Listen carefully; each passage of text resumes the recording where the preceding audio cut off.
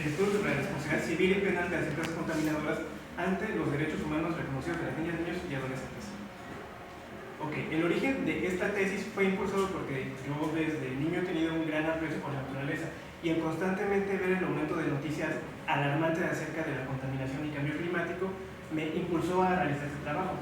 Normalmente hay muchísima información acerca de contaminación y hay muchísima información acerca de cómo las empresas, o bien llamadas persona jurídico-moral en términos de derecho, son responsables de buena parte de esta contaminación. E incluso ya hay documentos que nos hablan acerca de cómo la contaminación afecta a derechos humanos de niños y adolescentes.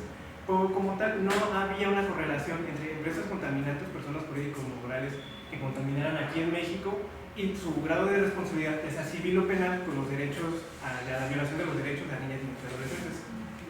Lo cual nos lleva al primer capítulo. En el primer capítulo se habla acerca de la definición de contaminación. La definición de contaminación abarca muchísimo, porque puede ser contaminación lumínica, contaminación auditiva, por los que damos a la definición más básica, que es la introducción de un agente contaminante en un sistema en el cual no debería de estar. Entonces, esto nos lleva al estudio de los antecedentes. La contaminación se ha dado desde el origen del hombre.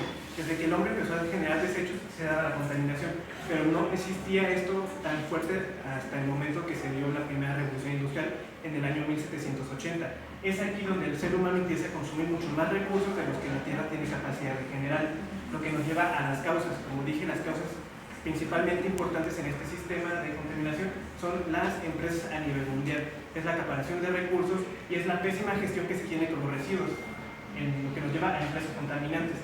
Generalmente toda empresa contamina, pero hay ramas de la economía que llegan a hacerlo más, como por ejemplo la rama textil, la cárnica y la minera. Son ramas que contaminan enormemente y acaparan una gran parte de recursos, y la contaminación que liberan al medio ambiente es lo que ocasiona esta crisis climática, llevándonos a los efectos. Los efectos en la salud pueden ser diversos, pueden ser efectos físicos o efectos mentales. Dentro de la tesis estudié ambos efectos enfocados a los niños, niñas y adolescentes, porque no es lo mismo cómo afecta la contaminación a un adulto que ya tiene un sistema inmunológico y mental bastante bien desarrollado, a un niño que apenas está en pleno crecimiento.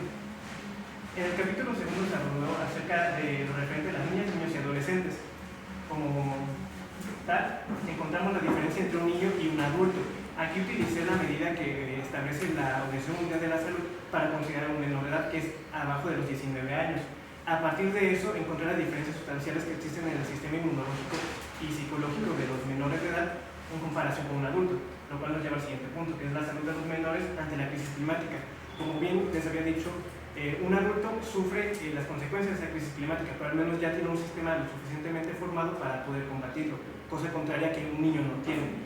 Entonces la salud de los menores se ve mucho más afectada en una crisis climática que lo de los adultos. Por ejemplo, podemos hablar acerca de sequías, podemos hablar acerca de huracanes de categoría 5 que cada vez van en aumento, podemos hablar acerca de la contaminación de la atmósfera que impide que tengan un buen desarrollo de sus pulmones, cosa que podría afectarles y les va a afectar en un futuro. Pasando al correcto desarrollo de los menores, ¿cómo es que esto se debe de dar sin que exista la presencia de estos agentes contaminantes en el medio ambiente? Como bien ya dije, el ser humano contamina por propia naturaleza, pero puede llegarse a un equilibrio entre contaminar y limpieza del propio ambiente. Para el correcto desarrollo de los menores es necesario que esta contaminación sea de un nivel más bajo de lo que se tiene actualmente. Si seguimos con la contaminación al nivel que se sigue, por ejemplo para el año 2050, no va a haber un nivel de vida biológico marino como lo tenemos ahorita, sino que va a caer en picada, y esto va a repercutir enormemente en los ecosistemas. Pasando al capítulo tercero, derechos humanos de las niñas, niños y adolescentes. Aquí entramos en el marco teórico. El marco teórico como tal, yo me enfoqué en analizar diferentes leyes en términos nacionales e internacionales. Internacionales está el Convenio Internacional sobre los Derechos del Niño, y en términos nacionales está la Ley General de Niños, Niñas y Adolescentes aquí en México. Analizando estos, pues encontramos antecedentes de estas leyes a término internacional. No existía como tal una ley que protegiera a los menores de edad hasta que se da la Segunda Guerra Mundial, que se firma la Declaración Universal de Derechos del Hombre, y a partir de esto se firma también una Declaración Universal para los Derechos de los Menores de Edad. El marco legal a nivel internacional sería ese, y el marco legal a nivel nacional, antecedentes igual los encontramos a partir de que México empieza a entrar dentro de estos tratados internacionales, de los cuales le obligan ya que sus propias leyes también abarquen cuestiones acerca de que los menores de edad puedan desarrollarse en un ambiente sano, y otros derechos, como por ejemplo puede ser el derecho a jugar, el derecho a la vivienda, el derecho a la salud, el derecho a la educación, derechos que se ven mermados por la propia contaminación. Un niño no puede estudiar en una escuela que ha sido destruida por un huracán. Un niño no puede tener una buena alimentación si hay constantes sequías o constantes inundaciones. Un niño ni siquiera puede jugar en la calle si es que el sol está todo lo que da y no hay una capa de ozono que lo pueda proteger de estos rayos UV que pueden ser causantes de cáncer. En el capítulo 4 hablamos acerca de empresas y responsabilidad civil y penal. Para ello hay que tener conocimiento de lo que es la responsabilidad civil y lo que es la responsabilidad penal. Se entiende como responsabilidad civil aquella en la que incurren ya sea personas morales o personas físicas, yo me centré en las personas morales obviamente, responsabilidad en la que incurren al causarle daño a otro. Es diferente a la civil de la penal, puesto que en la penal hablamos ya completamente de delitos y en la civil no se tiene como tal esta percepción.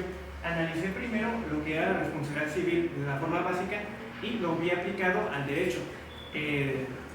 Concretamente en el Código Civil para el Estado de México, bueno, para la Federación como tal, en el cual se ve reflejado que no se tiene como tal una aplicación de esta responsabilidad civil enfocada a la reparación del daño, que es lo que se usa con la responsabilidad de reparar el daño. No está esta reparación hacia los menores. Tampoco en la responsabilidad penal, existe responsabilidad penal sobre personas jurídicas, pero no está enfocado a menores de edad, no está enfocado esta reparación a grupos tan grandes. Si una persona daña a otra en el término civil, está obligada a la reparación del daño, pero como tal no está aplicado a grupos grandes. Entonces esto nos lleva al capítulo 5, empresas contaminantes y derechos humanos, que como tal sería un resumen, una síntesis de toda la información anteriormente planteada y cómo se relacionan derechos humanos con la contaminación, cómo se relaciona la responsabilidad civil y penal con violaciones de estos derechos humanos, cómo se relaciona contaminación con las afectaciones a la salud de los menores de edad. Pero esto no quedaría completo si no fuera con el siguiente y último capítulo, que es el capítulo del proyecto de efectos legales. Aquí intenté analizar las leyes civiles y las leyes penales aquí en México, porque cada país es diferente y intentar exteriorizarlo para un convenio internacional sería mucho más difícil, mucho más complicado.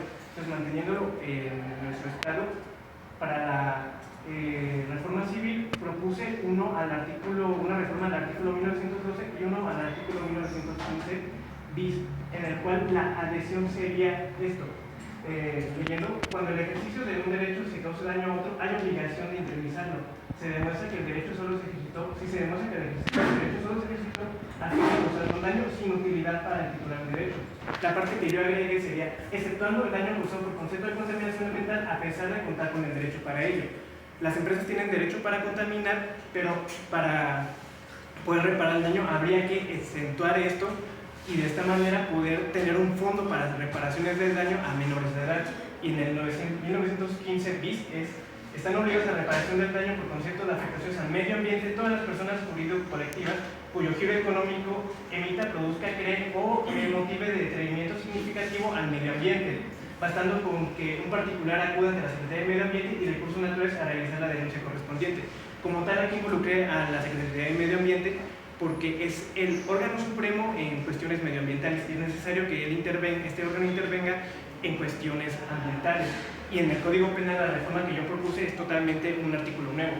En el título séptimo, delitos contra la salud, en el capítulo 9 de la salud de los niños, niñas y adolescentes, sería el artículo 199 séptimos, porque ya hay otros 6 anteriores, el cual la letra dice que comete el delito de afectaciones empresariales y corporativas a la salud de las niñas, niños y adolescentes la persona jurídica o colectiva que por motivo de sus actividades empresariales produzca, almacene, trafique, importe o exporte, transporte, abandone, deseche, descargue o realice cualquier otra actividad con sustancias consideradas peligrosas por sus características corrosivas, activas, explosivas, tóxicas, inflamables, radiactivas u otras análogas naturales que puedan causar daños naturales a la flora, fauna, a los ecosistemas, a la cantidad de agua, al suelo, al subsuelo o al ambiente, que por consiguiente creen una afectación a la salud física y mental de las niñas, niños y adolescentes, teniendo que también aquí interferir la Secretaría de Medio Ambiente para poder determinar una sanción correspondiente significativa para estas empresas.